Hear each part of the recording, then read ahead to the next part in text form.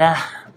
It's been a busy day this morning. I've had to go to blood tests, so I've got a thing on my arm. I'm worn out because I had to not only get up really early and rush around, but also skip breakfast, so I'm a bit worse for wear. Plus, all the standing around waiting for trains and standing around in Manchester and walking around and doing that running has worn me out a bit. So it's a bit of a day where just, I'm worn out and can't really get much done. But I thought it was a very good opportunity. Since I'm down here in the town hall and I have to rush home in a moment to get some more work done, I would do a Q&A. Because I've had a few emails and messages on Facebook, Twitter, and a few comments I haven't yet responded to on YouTube. So I thought, why not just combine it all and do a quick question and answer session. So let's do that. Yesterday, Terry Hooper says that he's had a few issues with YouTube. Some of his videos were banned, and he was told because it's all about copyright. And one of the things he says here is apparently somewhere in the background, in another room, music was playing, and that got one of his videos flagged. Now, that does actually happen sometimes. It's not the first time I've heard of this. It won't be the last either, because I'm sure someone's having that problem right now. But YouTube does allow background music. It's part of its agreement with the record companies. If it's out of your control and you didn't put it there, and it just happens that it's picked up music, then you can appeal any flag that comes up for the copyright holder on that and say, look, it's incidental background stuff. I didn't put it there and I had no control over it.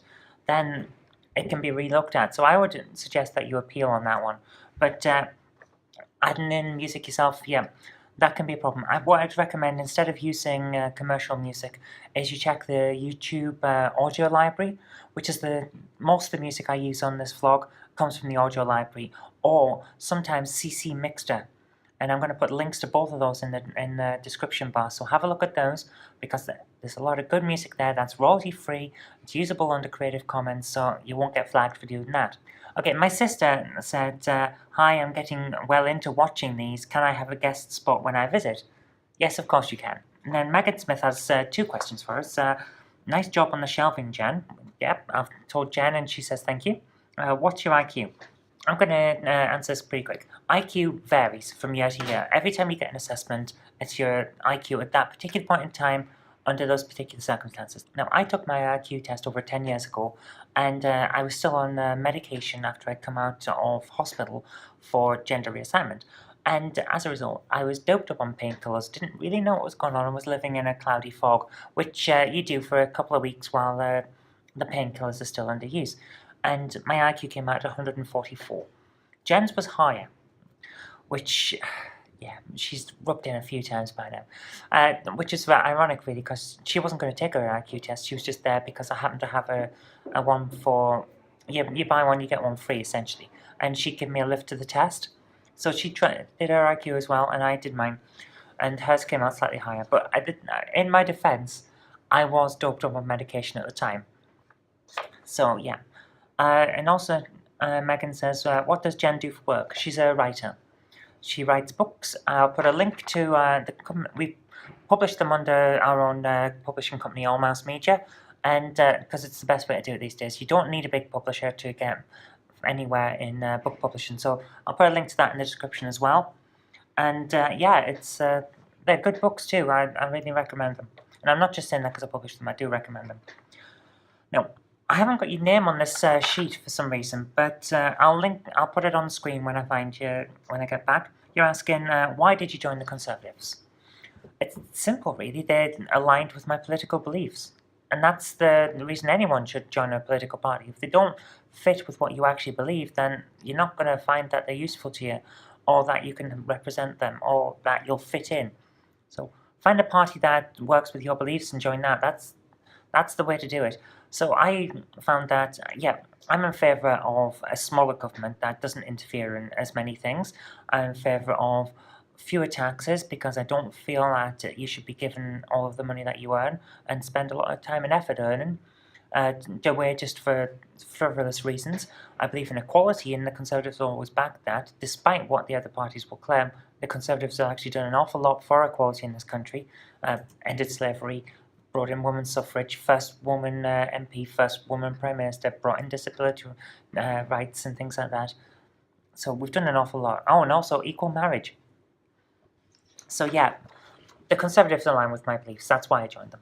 And finally, I've had a lot of Facebook and Twitter messages and a few emails as well, just expressing support for my handling of the hate incident. So thank you very much for that.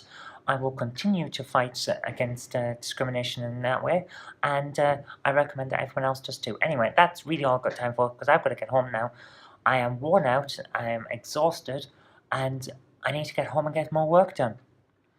It's a busy day. I've got back from town, and everything is sorted that I need to do down there, apart from a couple of phone calls I've got to make. So I'm going to make them, and then I'm going to do something that I hate to have to do, because I feel it wastes the day. But I am exhausted and in a lot of pain at the moment, so I am going to have a nap. And then hopefully I can get on with the work I need to do today, which is actually the work I needed to do yesterday, but got stuck in Manchester due to traffic and trains. And that is sort out the next book for all over the house. Okay, so what I'm doing this afternoon, and probably well into the evening, is sorting out the second All Over the House book. This is the first one. It's about just over 100 pages, as is typical for a collection of comic strips. And they're all arranged 4 strips per page, with a special arrangement. Now, I've got that on screen. What I need to actually do is make sure that it doesn't matter whether these go on the left or the right page, because you can't always tell where it's going to lay out until later in the process. To make all of the comics align, and what that means is they've got to be slightly smaller than the page, but I've got to put them all together. Now, with 100 pages and 4 to a page, that means about 400 comics. So that's a lot of comics, and with the Knobmouse comic strip, we don't have enough to fill a second book at the moment. Working on it, but don't have enough yet. But we do have over 1,000 All of the House ones, so I can probably make 3 books out of what we've got. So that's pretty good. But what I've got here is I've picked this out of our storage room, so I can find out where we get up to in the comics. And right, the final page is basically them going back in time as a one-panel joke. So that's good. I can deal with that. And now that I know where I need to be, I can work out where in the comic strip series I got up to, and I can work from there. It's a bit of a hassle, but I've got all of the comics from the first book already formatted for this, and what that means is I flatten them, reduce the colour down, because they're all printed in black and white. Otherwise the book would cost about £20 per copy, and I don't want that. I want to try and keep the costs down as much as I can, otherwise people won't buy it and my business won't be successful. It's basic economics. So I've got to do all that for in the next 400 episodes. So flattening all the comics, reducing the colour, and then arrange them on the page. It's a long process. It's a bit of a dull process, so I'm probably going to end up watching a film or two on a little screen next to me. But it's going to be worth it to get the new comic out there. So let's stop faffing and get straight to it.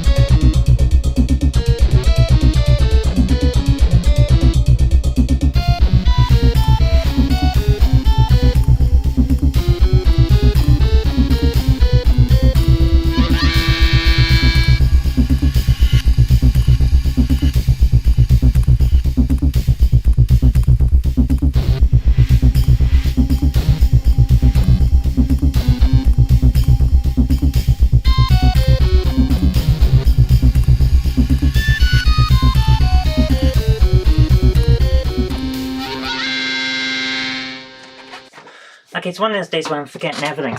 I'm actually in today's paper, and it's quite good news this time. It's not going on with stuff with the other counsellor. So I've got to go and get a copy of that to add to my collection of cuttings.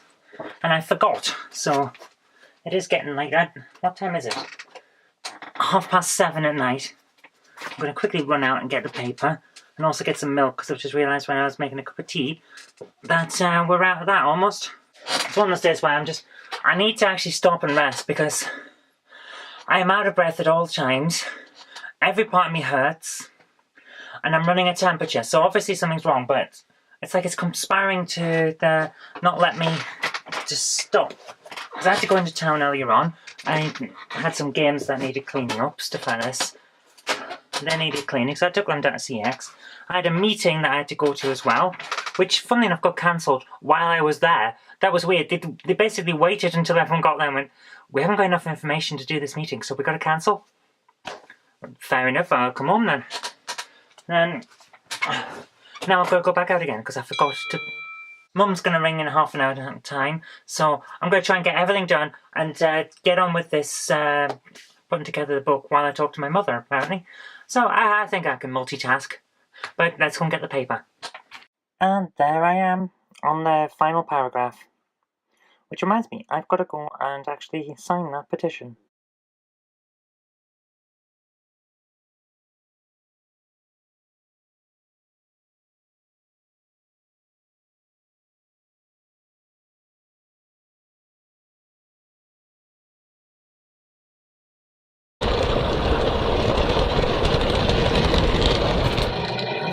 What we have going on here is Jen has decided to join me in the office for a bit, and we're going to edit up her video. She's just recorded by herself for a change, a video of the the little camera, going around the track in Bolton Trinity Road.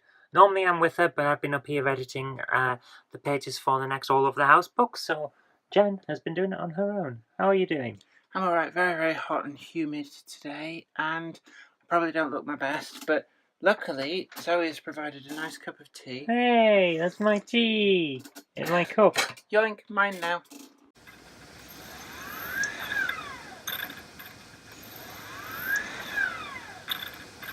That's not a good sound.